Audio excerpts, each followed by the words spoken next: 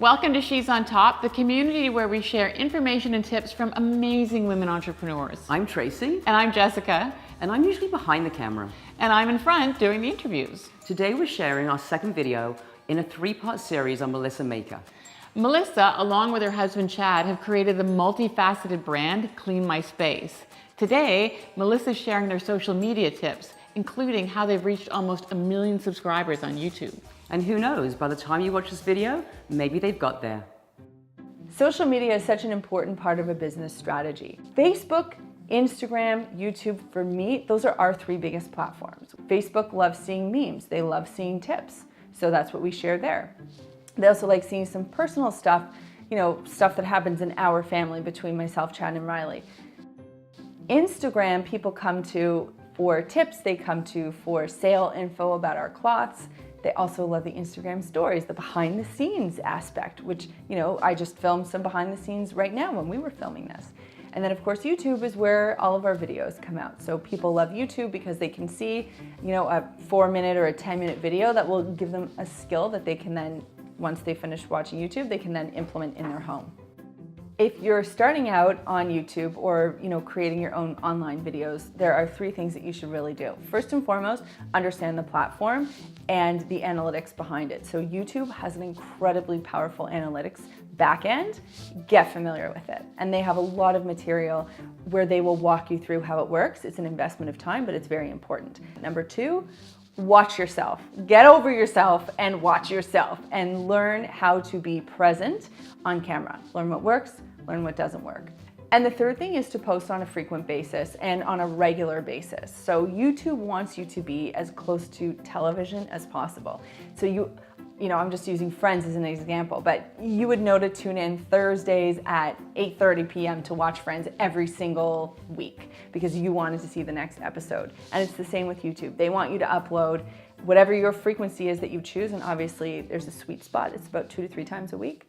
Realistically, don't plan for having that big pop and being the Mark Zuckerberg of YouTube. It's probably not going to happen to you. Instead, plan for slow and steady growth and appreciate every single subscriber you have. And once you create content that people want to see and want to tell their friends about, that's when your channel will start growing. YouTube will also reward you for your first 100,000, your first million, your first 10 million, and then if you get huge, your first 50 million. They will send you plaques. So we have a silver play button. When we hit 1 million, we're gonna get that gold play button and we're very excited for it. Our most popular videos, again, it's such a random thing because one video could be picked up and that one could just go haywire. And that's exactly what happened to us with our How to Clean Your Mattress video. Want to know something positively disgusting? The average person sweats out about a half pint of perspiration each and every night. One website picked it up, and then I guess another news outlet was following that website. They picked it up, and then it just became this worldwide thing. And I had people sending me screenshots of their TVs. One person wrote, "Oh my God, I'm in Pakistan. I just saw your How to Clean a Mattress video on the 6 o'clock news." So it was just really interesting how that one, and we never would have predicted it because you can't create a viral video. It just happens.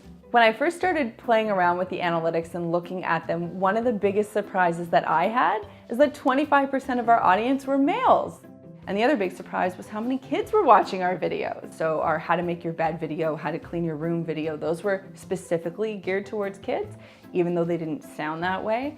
And those videos are 2 of our most popular. Getting your metadata straightened out on YouTube is very important because that's how people find you. And what that consists of essentially is making sure your tags are properly done, making sure that you're titled properly, and making sure that you have a good description box.